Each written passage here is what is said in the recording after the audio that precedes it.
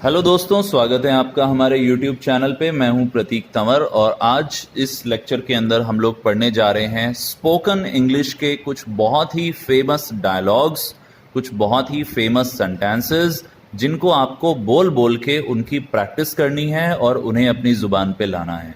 देखिए, मैं मानता हूं वोकैबुलरी इंपॉर्टेंट है, ग्रामर भी इंपॉर्टेंट है, बट यदि कुछ पॉपुलर डायलॉग्स इंग्लिश के आप बोल बोल कर रट लें, उन्हें अच्छे से उनकी प्रैक्टिस कर लें, तो वो धीरे धीरे आपकी ज़ुबान पे आ जाएंगे।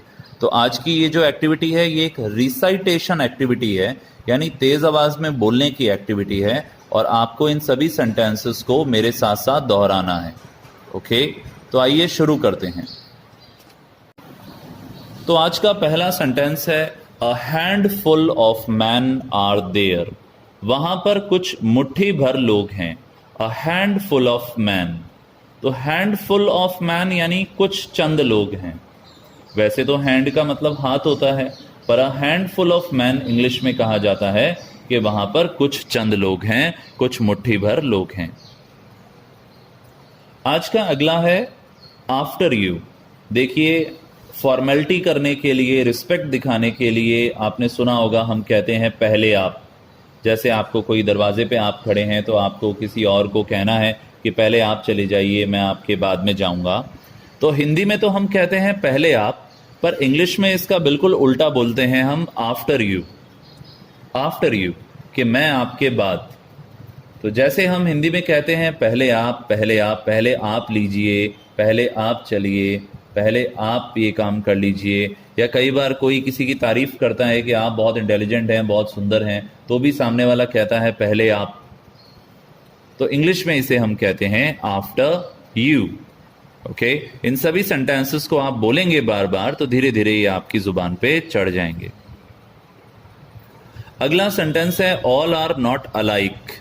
ऑल आर नॉट अलाइक, सब एक जैसे नहीं होते। कई बार जिंदगी में कन्वर्जेशन के दौरान लोग ऐसा बोल देते हैं कि लड़कियां तो ऐसी ही होती हैं, लड़के तो होते ही ऐसे हैं, या फिर ये फलाना ऐसा है, ये फलाना वैसा है। पर आप ऐसा कह सकते हैं, दुनिया में सब लोग एक जैसे नहीं होते। हमें कभी भी किसी के बारे में एक जनरल सोच नहीं बनानी चाहिए। ऑल आर नॉट अलाइक, सब लोग एक जैसे नहीं होते। अगला है all that glitters is not gold. हर चमकती चीज सोना नहीं होती। कई बार हम एडवर्टाइजमेंट से बहुत ज़्यादा इम्प्रेस हो जाते हैं और हमें लगता है कि ये तो बहुत काम की चीज़ है और ये तो हमारे पास होनी ही चाहिए। बट हमें ये नहीं भूलना चाहिए कि विज्ञापनों में हर चीज़ को बढ़ा चढ़ा के बताया जाता है। आपको जल्दी से उनसे इम्प्रेस होने की ज़रूरत नहीं है। हर चमकती चीज़ सोना नहीं होती। किसी भी चीज़ को जांच परख कर ही अपनाना चाहिए। All that glitters is not gold. Glitter यानी चमकना। अगला है एनीथिंग एल्स, और कुछ।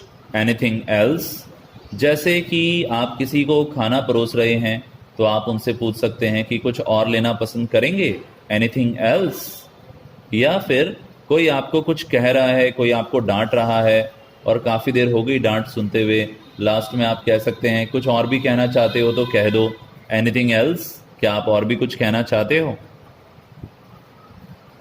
अगला है एप्पल हैज गॉन बैड, यानी ये सेब सड़ गया है, खराब हो गया है। Apple has gone bad.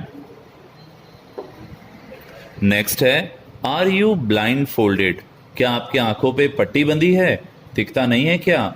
जैसे आप रोड पे जा रहे हैं और कोई साइकिल या मोटरसाइकिल पे एकदम से आपके सामने आ गया, रॉन्ग साइड पे चला रहा है, तो आप उसको कह सकते हो, अरे तुम देख के नहीं चला सकते क्या? तुम्हारे आंखों पर पट्टी बंधी है? Are you blindfolded? Next है आर यू गेटिंग मी। देखिए, अंडरस्टैंड जो शब्द होता है उसके अंदर आप आईएनजी का प्रयोग नहीं कर सकते। आप ऐसा नहीं कह सकते कि आर यू अंडरस्टैंडिंग मी। सही सेंटेंस होता है डू यू अंडरस्टैंड, क्या आप समझते हो? पर गेट एक ऐसा वर्ड है जिसका आप यहाँ यूज कर सकते हैं। यदि आपको किसी को कहना है कि क्या आपको मेरी बात समझ में आ रही है, क्या तुम्हें मेरी बात समझ में आ रही है, तो आप कह सकते हो आर यू गेटिंग मी, क्या आपको मेरी बात समझ में आ रही है? और आप कह सकते हो yes I am getting you, मुझे आपकी बात समझ में आ रही है। नेक्स्ट है आर यू स्केयर्ड। स्केयर एक वर्ब होती है SCARE, जिसका अर्थ होता है डराना, और इसकी थर्ड फॉर्म स्केयर्ड एक अवस्था को बताती है कि कोई डरा हुआ है। तो यदि आपको किसी को कहना है कि क्या आप डरे हुए हो, तो आप इसे इंग्लिश में कैसे बोलोगे? आर यू स्केयर्ड, क्या आप डरे हुए हो? नेक्स्ट है are you sure. Are you sure यानी क्या तुम्हें यकीन है, क्या तुम्हें पक्का यकीन है? Are you sure. देखिए दोस्तों, इंग्लिश कोई ऐसी चीज नहीं है जिसे आपने 2 या 3 महीने ग्रामर सीखी और उसके अगले ही दिन आप एकदम फराटेदार अंग्रेजी बोलने लग गए। ये तो एक अभ्यास है, एक प्रैक्टिस है। आप रोज थोड़ा थोड़ा बोलने की कोशिश करेंगे तो धीरे धीरे आपके अंदर कॉन्फिडेंस आ जाएगा। तो आर यू श्योर का अर्थ है क्या तुम्हें यकीन है। नेक्स्ट है एज यू लाइक या एज यू विश, कि जैसा तुम चाहो, जैसा आप चाहो। जैसे किसी ने आपको कहा कि क्या आज बाहर खाना खाने चलें, तो आप कह सकते हो as you like, as you wish, कि जैसा आप चाहो, जैसा तुम चाहो। नेक्स्ट है as you sow so shall you reap. देखिए सॉ, SOW, सॉ का मतलब होता है बीज बोना, और रीप, REAP, रीप का मतलब होता है फसल काटना। जैसा बोओगे वैसा काटोगे, यानी जैसी करनी वैसी भरनी। तो ये एक बड़ा फेमस प्रोवर्ब है, एक कहावत है जो बहुत छोटी सी है और इंग्लिश में बहुत फेमस है। As you sow so shall you reap. तो आप इसकी प्रैक्टिस कर सकते हैं डेली लाइफ में, कई बार आपको ये सुनने को मिलती है। फिर एक छोटा सा सेंटेंस है ask him to wait outside. उससे कहो कि बाहर इंतजार करें। तो आस्क हिम इसीलिए आया है क्योंकि किसी लड़के की बात है। यदि कोई लड़की होती तो हर आता कि ask her to wait outside, उससे कहो कि वो बाहर इंतजार करें। तो आपने देखा होगा ये सभी रैंडम सेंटेंसेस हैं, इधर उधर से बीच बीच में कोई भी सेंटेंस बनाए गए हैं, पर ये सभी पॉपुलर सेंटेंस हैं। आप इनकी बोल बोल के प्रैक्टिस करेंगे तो आपको धीरे धीरे इंग्लिश बोलना आ जाएगा। हिंदी मीडियम स्टूडेंट्स ने कभी इंग्लिश नहीं बोली होती है तो उनके लिए एकदम से शुरू करना एक परेशानी है, पर आप बोल बोलकर अभ्यास करेंगे तो धीरे धीरे आपको बोलना आएगा। अटेंड गेस्ट्स, मेहमानों का ख्याल रखो। यदि घर पे गेस्ट्स आए हैं तो आप अपने छोटे भाई बहनों से कह सकते हैं कि आप उन्हें अटेंड करो, उन्हें पूछो कि उन्हें कोई चीज़ की ज़रूरत तो नहीं है, उन्हें अटेंड करो, उनसे बात करो, उन्हें एंटरटेन करो। बैक ऑफ या गेट बैक का अर्थ होता है पीछे हटो। बैक ऑफ या गेट बैक, पीछे हटो। फिर यहां पे देखिए 2 सेंटेंस हैं। एक तो है बैड न्यूज हैज विंग्स, जो बुरी खबर होती है उसके पंख होते हैं, और बैड न्यूज ट्रैवल फास्ट, के जो बुरी खबर होती है वो बहुत तेजी से यात्रा करती है, यानी बहुत तेजी से फैलती है। तो इन दोनों का ही लगभग एक ही मतलब है कि बुरी खबरें बहुत तेजी से फैलती हैं। कहीं भी कोई अप्रिय घटना हो जाए तो जल्दी ही पूरे समाज में, पूरे शहर में वो बात फैल जाती है। फिर है बी केयरफुल। देखिए बी का मतलब होता है होना या बनना। यहाँ पे हम कह रहे हैं सावधान रहो, सावधान हो जाओ, तो बी हमने यूज में लिया है। बी केयरफुल यानी सावधान रहो। ऐसे ही बी ओपन माइंडेड यानी खुले विचारों के बनो। राइट, बी का मतलब होता है होना या बनना। कई लोग ओपन माइंडेड होते हैं और कई नैरो माइंडेड होते हैं। नैरो माइंडेड यानी संकीर्ण सोच वाले, छोटी सोच वाले, और ओपन माइंडेड यानी खुले विचारों वाले। Be patient. अब पेशेंट का अर्थ मरीज भी होता है, पर पेशेंट का अर्थ धैर्यवान भी होता है, धीरज रखने वाला भी होता है। तो बी पेशेंट का अर्थ है धैर्यवान बनो। अगला है बी पंक्चुअल। पंक्चुअल का अर्थ होता है समय का पाबंद, जो बिल्कुल टाइम पे आता है। तो बी पंक्चुअल यानी टाइम पे आओ, समय के पाबंद बनो। तो ऐसा आप क्लास में कह सकते हैं। यदि कोई स्टूडेंट देर से आता है आप उसे कह सकते हैं बी पंक्चुअल। नेक्स्ट है बेयर इन माइंड। इस बात को दिमाग में बिठा लो। देखिए बेयर का मतलब भालू भी होता है, बेयर का अर्थ सहन करना भी होता है, पर यहां पर जो सेंस निकल रहा है वो ये है कि इस बात को आप अच्छे से अपने दिमाग में बिठा लो, इसे ग्रहण कर लो अपने मन में, बेयर इन माइंड। तो यदि आप किसी को समझा रहे हैं कोई बात, तो आप इस लाइन का यूज कर सकते हैं, बेयर इन माइंड। अगला एक्सप्रेशन है behave your self. Behave your self यानी तमीज से पेश आओ। तो आप अपने बच्चों को, छोटे भाई बहनों को कह सकते हैं किसी पार्टी में कि बिहेव योर सेल्फ, अच्छे से पेश आओ, तमीज से पेश आओ, behave your self. Believe it और नॉट, मानो या ना मानो। तो कई बार ये एक बहुत पॉपुलर एक्सप्रेशन है जो हम बोलते हैं कि आप मानो ना मानो पर ऐसा हुआ था। तो बिलीव इट और नॉट, मानो या ना मानो। फिर है बेटर लेट देन नेवर। कई लोग बहुत तेज मोटरसाइकिल चलाते हैं, बहुत तेज स्कूटी चलाते हैं, पर हम हमेशा कहते हैं कि दुर्घटना से देर भली। क्या आप वहां कभी ना पहुंचें, इससे अच्छा देर से ही पहुंचें। आराम से चलानी चाहिए गाड़ी। Better late than never.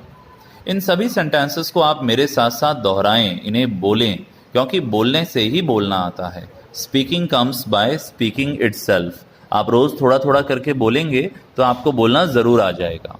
ये सभी बहुत ही फेमस सेंटेंसेस हैं, इंग्लिश में अक्सर बोले जाते हैं। अगला है बेटर लक नेक्स्ट टाइम। आपने ऑल द बेस्ट तो सुना ही है। ऑल द बेस्ट यानी शुभकामना। बेटर लक नेक्स्ट टाइम कि इस बार तो तुम्हें सफलता नहीं मिली, पर अगली बार के लिए शुभकामना। नेक्स्ट टाइम के लिए आपका लक बहुत आपका साथ दे, आपका भाग्य आपका साथ दे। Better luck next time. अगला है बिवेयर। बिवेयर यानी सावधान। बिवेयर ऑफ डॉग यानी कुत्ते से सावधान। बिवेयर ऑफ पिक पॉकेट यानी जेब कतरे से सावधान। बिवेयर ऑफ क्वैक यानी नीम हकीम, झोला छाप डॉक्टर से सावधान। बिवेयर, सावधान। लिट द कैंडल यानी मोमबत्ती जलाओ। ब्लो आउट द कैंडल यानी मोमबत्ती बुझाओ। लिट का अर्थ होता है जलाना। बोल्ट द डोर, बोल्ट कर दो दरवाजे को यानी कुंडी लगा दो दरवाजे पे। बोल्ट द डोर यानी दरवाजे पर कुंडी लगा दो। Both came to terms again, दोनों का फिर से समझौता हो गया, दोनों का फिर से रिश्ता हो गया, उनकी फिर से दोस्ती हो गई। Both came to terms again, again मतलब दोबारा, टर्म्स यानी संबंध।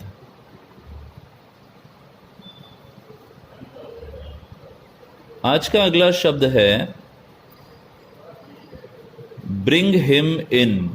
ब्रिंग हिम इन का अर्थ होता है उसे अंदर बुलाओ। ब्रिंग हिम इन यानी उसे अंदर बुलाओ। ब्रिंग हर इन यानी कि उस लड़की को अंदर बुलाओ। और ब्रिंग हर इन, ब्रिंग हर तो आएगा लड़की के लिए और ब्रिंग हिम आएगा लड़के के लिए। नेक्स्ट है boy is a new sense. New sense का मतलब होता है शैतान, परेशानी, मुसीबत। ये लड़का तो बहुत शैतान है, ये एक मुसीबत है। Boy is a new sense, NUISANCE, new sense. अगला है ब्रिंग या फैच।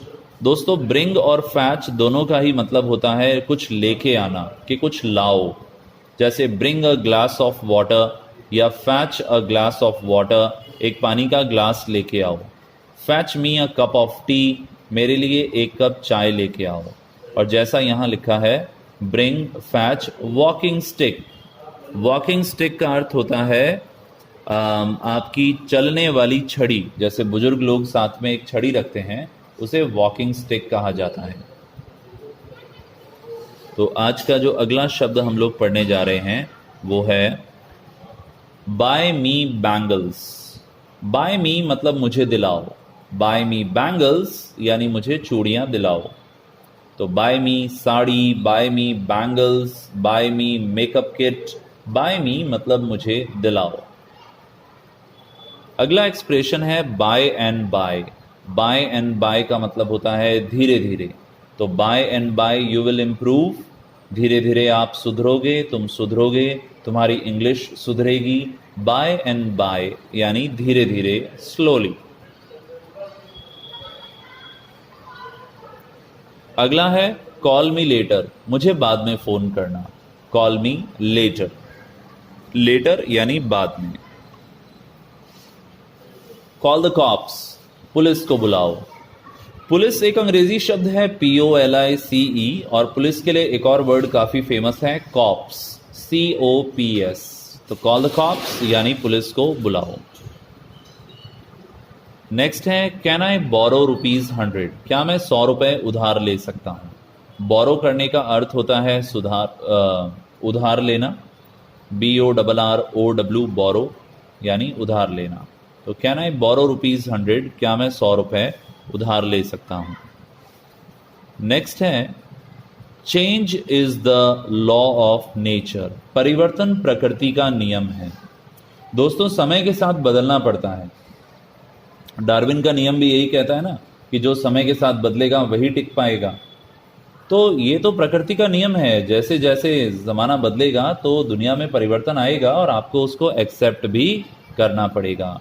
तो जब भी आप इस तरह की बात कहना चाहते हैं तो ये एक बड़ी पॉपुलर लाइन है इंग्लिश में, change is the law of nature. आज का जो अगला सेंटेंस है वो है चार्ज अ रीजनेबल प्राइस, सही सही दाम लगाओ। आप बहुत महंगा लगा रहे हो, आप एक रीजनेबल प्राइस, एक सही सही कीमत चार्ज करो। अगला वाक्य है चीयर अप, किसी को चीयर अप कहने का मतलब होता है कि खुश हो जाओ, उदास मत रहो। Cheer up, cheer up. Next है च्यू फूड प्रॉपरली, खाना अच्छे से चबाओ।